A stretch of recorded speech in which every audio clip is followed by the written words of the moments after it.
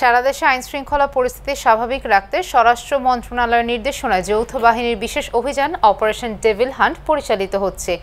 এরই অংশ হিসেবে মোংলায় বিদেশি আগ্নেয়াস্ত্র ও গোলাবারুদ সহ 4 জনকে আটক করেছে কোস্টগার্ড। বিস্তারিত দেখুন শেখ মাহবুব আলমের পাঠানো রিপোর্টে।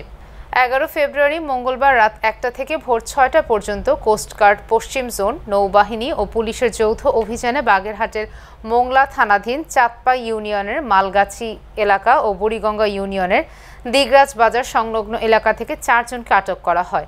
আটককৃতরা হলেন মোহাম্মদ জাহাঙ্গীর হোসেন, মোহাম্মদ ডালি, মোহাম্মদ শফিকুর রহমান এবং বিধানচন্দ্র রায়। তাদের কাছ থেকে একটি 2 নলা বিদেশি বন্দুক ও 15 রাউন্ড তাজা কার্তুজ উদ্ধার করা হয়েছে।